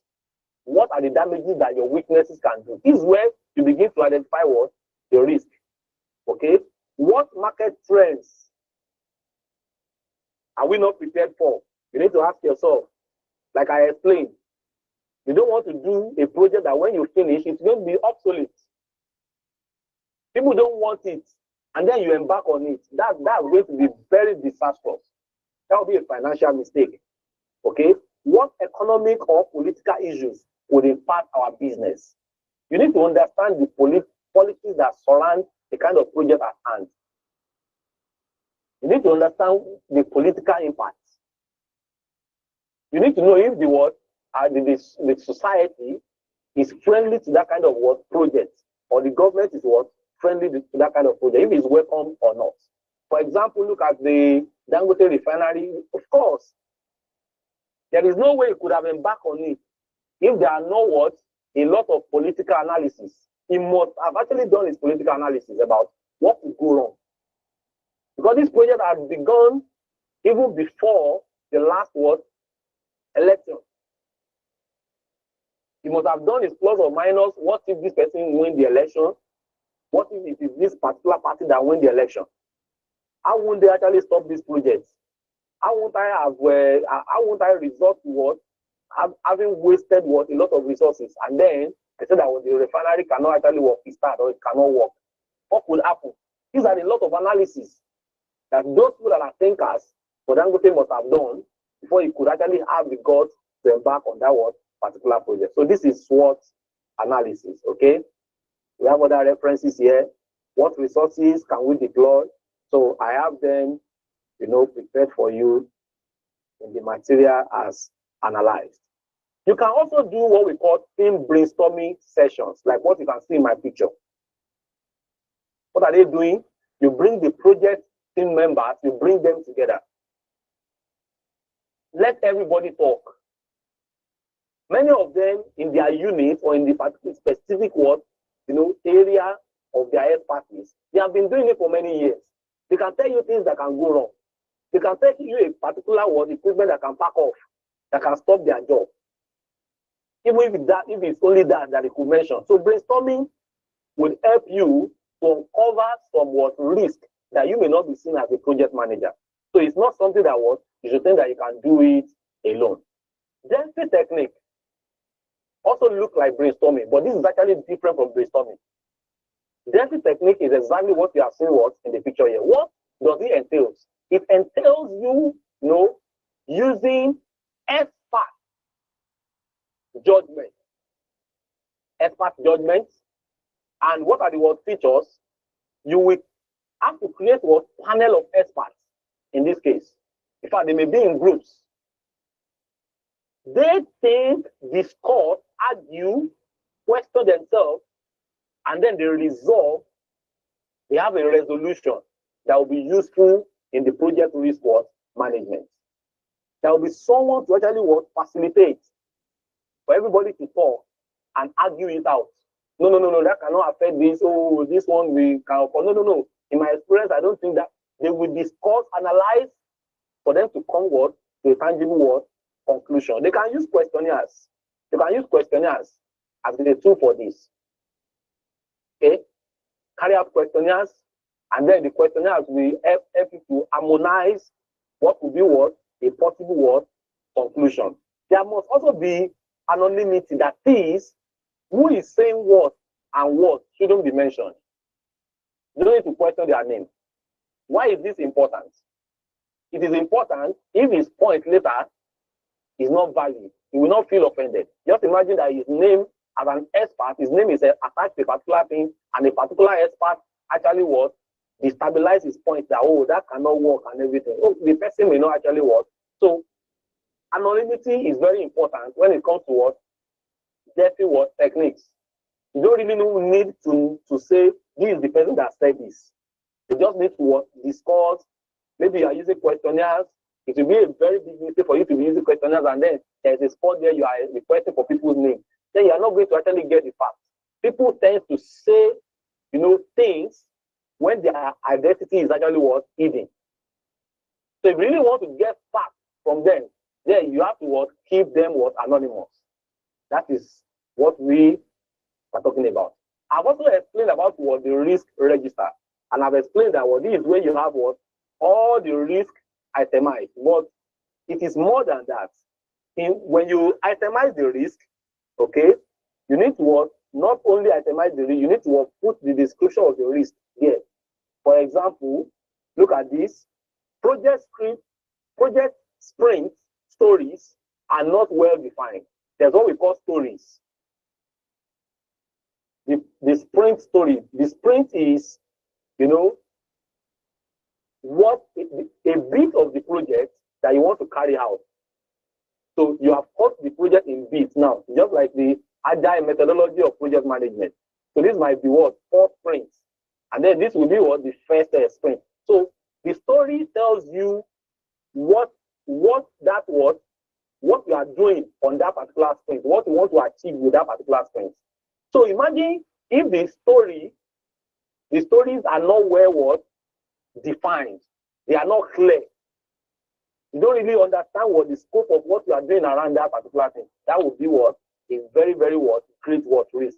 So it should be in the risk register. And one very, very important thing on your risk register is that what you have the owner of the one risk. For example, look at this one, is the product owner. Product owner is the owner of that risk. The project manager is the owner of this risk. The project manager. Okay. And then you have the mitigation action being spelled out in the risk register. For example, complete the project charter, having all business cases and ensure requirements are gathered properly. That's how you want to avoid what the spring stories not being what well defined. So this is the project this is the project risk register. So this is where you document all the risk that you have identified. You spell out the mitigation strategies, everything. The risk owner is being stated there, well detailed. And you need to update these. You know, the more you discover more risk, you need to update this. So I want to appreciate everyone who has been with us tonight on project risk management. So as we wrap up on this, we should know that the project risk management, you know, summarily is focused on identifying and assessing the risk. Okay, you can use the skills that we have actually the techniques we have discussed, like the SWOT analysis, probability impact matrix, and then you need to develop the mitigation strategies and implementation of them. It is very important. After you have developed that, you need to still monitor and track it to ensure that these mitigation strategies you put in place have really done a thorough job in handling the risk that you have itemized or identified. And then lastly, it is focused on enhancing the stakeholder communication and collaboration. So thank you very much for being with us tonight, and I will hand you over to the moderator. Thank you so much. Okay, has been an interesting session so far. I want to appreciate our resource person, Mr. James Pani, for that wonderful and engaging session. Thank you very much. We appreciate you a lot. Do we have questions? Let's quickly go straight to questions. So please, if you have questions, just signify by raising your hands, or if you're in a place where you can't speak, you can drop it in the in-message session. So please, let's quickly do that. A whole lot has been discussed or said about project risk management. So quickly, let's give opportunity for questions. Questions. If you have your questions, signify by raising up your hands. Yes, and those joining us via the YouTube live, you can as well drop your question in the comment section. Okay. And so far, there is no question from that.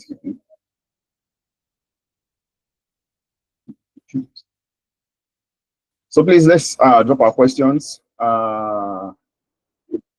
Okay.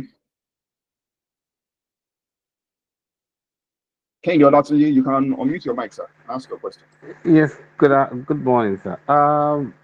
It talked about intellectual property, propriety. I would want to have more understanding on this area. Okay. Thank you. More understanding on what intellectual property means. Yes. Okay. Thank you very much for the question. Any other person? Do we have any other questions?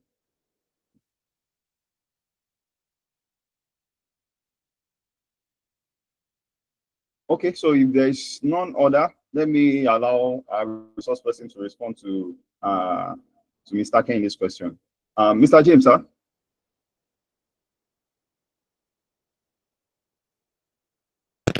Yeah, good morning. Good morning, sir. Thank you very much. Yeah, thank you so much. Well, his question is, I think we can narrow it down. So when you talk about intellectual properties. Okay, so you are referring to some set of knowledge, concepts, or maybe materials that is owned by the project management office, PMO. So you can refer to that as intellectual property. Don't forget that at a point, in the course of this 3 weeks training, I explain what we call PMO, that's project management office. So there are some organizations that normally have a PMO. So it means that they have a department in their company that is dedicated towards overseeing any project that they have. So in this PMO, there will be OPA, okay, assets, operational assets that the company may already have. Maybe there is a particular template of reports that they have designed.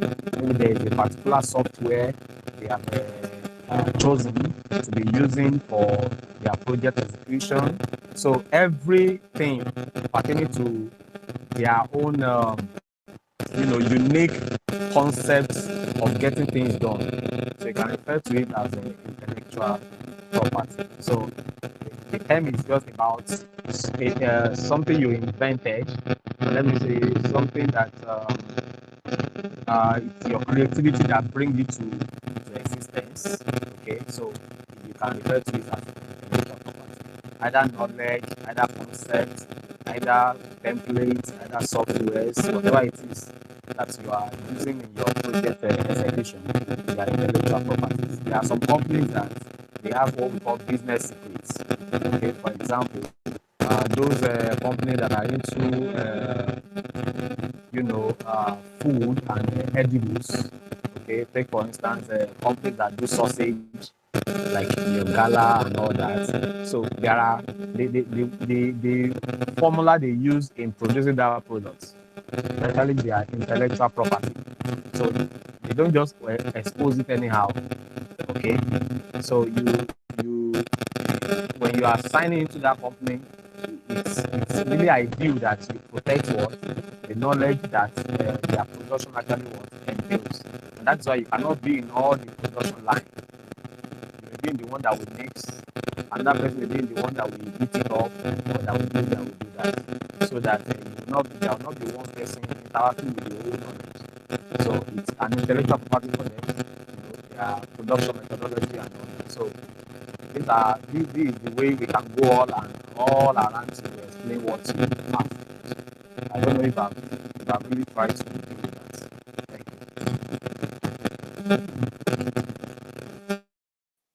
Okay, thank you very much for the response. Although your audio was a bit busy, I think I got your response to the question. So, Mr. Kennedy, I suppose your question was answered. Yes, thank you very much. Thank you very much. So I want to say a very big thank you to everyone who has been a part of this class. So that is that on project management, and like I do tell often that training is a continuum. So all that we have learned in this class still expected of us to go back to a little brush up on what has been taught and do further research in order for us to gain more or better understanding to everything that has been taught. Mr. Moru Odusanya, you have a question, sir.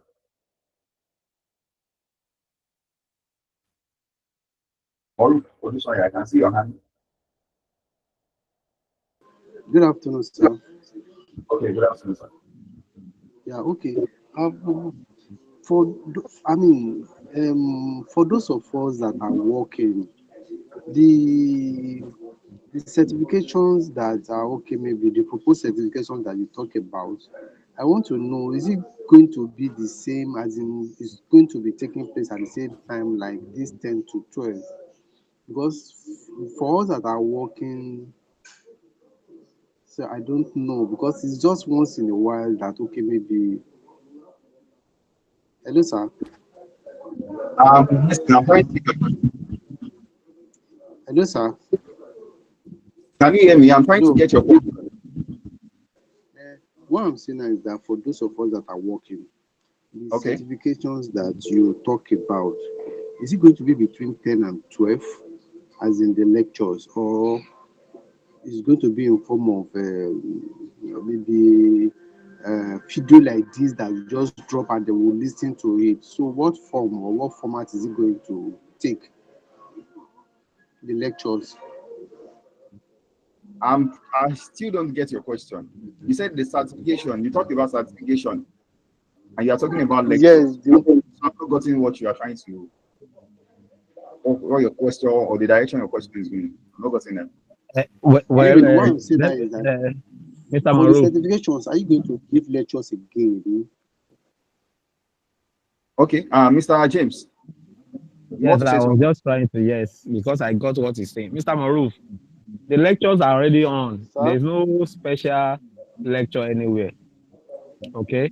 So we Okay. understand that some people might be busy during this hour. And to be candid with you, Okay. if you listen to the recorded session, you will see that those recorded Yes. sessions, it seems like the classes were even done in the evening. I don't know if you are getting my point. So sometimes we have our lecture in the morning or in the evening. But the good thing is that you have access to every classes. So you have Okay. access to every classes just at your own leisure time. That's when you have the time. It might be when you get home from work. Like today's class now, the video of today's class is going to be dropped. So if there's anybody that missed the class, or maybe you have a network issue, you can go back and rewatch. And it's the Okay. same process for everyone. So when you are done with the lecture, attend to your assessments. That is the process, okay, that gets you qualified for the certification. Okay. Uh, so what I'm trying to say is this, as in, for me to get the certification for the cost management and the procurement management, so all I need to do is to listen to your lectures and then I will now write the exam, right? Exactly, sir. Of course. Okay. So it's not that, okay, maybe there's going to be any arrangement for any other lectures for those ones that I'm Well, going to. there's no lecture attached to certification. Certification Okay. is a certification comes after someone is trained and the person's assessment has actually satisfied the performance expected. That is when Okay. certificates are issued for training. So there's no special lecture attached to certification. It is based on you attending the lecture, write your assessment. So if your performance is satisfactory and the necessary payment is made, then you have your certification. No, sorry that I'm not speaking up. It's because I'm in the office and it's an open office. It's okay. So It's fine, sir. It's okay. It's fine. okay. You're Okay. Okay. welcome, So sir. I will pay for the course management today, and then maybe before the week runs out, then I should be able to do for the procurement. So thank you, That's sir. fine. That's fine. Just work with it then. Okay. Thank you very much. Thank you very much, Mr. Maruf. I actually just got your question clearly.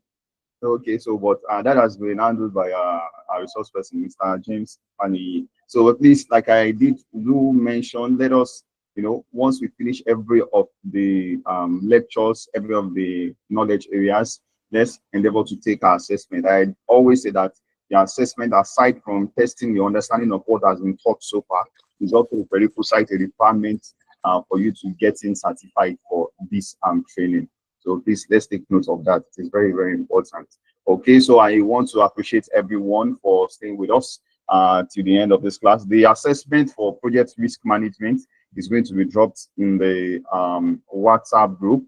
It's already on the in the e-message session, so you can quickly copy it from there. But we are still going to drop it on the WhatsApp group alongside the recorded classes. So still to come, we have just 3 knowledge areas that we are left with as far as this project management course is concerned. So we are left with project communication management, project procurement management, and project stakeholder management. So those are the 3 knowledge areas that we have in order for us to conclude that, yes, we have covered everything we need to cover in this project management course. So in tomorrow's class, we are going to be picking up with project communication management. So please don't miss tomorrow's class for any reason. And those who have not been a part of this class due to one reason or the other, I encourage you, once you are watching this recorded video, please try as much as possible to attend to all the pending assessments and try as much as possible to make it a point of duty to be in the live class with us like this.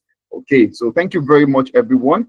So till we meet again in tomorrow's class, please, we'd love you to drop your feedback on the WhatsApp group. Let's have your feedback of today's class. How was the class? And what were the lessons learned? So let us have your feedback on the WhatsApp platform. Thank you very much, everyone. So till we meet again tomorrow, same time, 10 a.m. to 12 p.m. Do have a productive day ahead. Bye-bye for now. And please drop the feedback and work with deadline for your certification. It's very important for you to take advantage of the discounts. Please work with the deadline. Bye. Okay. Thank you very much. Thank you very much, Mr. James. Do have a great day ahead, sir. Bye. Thank you. And you too, sir. Bye. Bye-bye. Goodbye.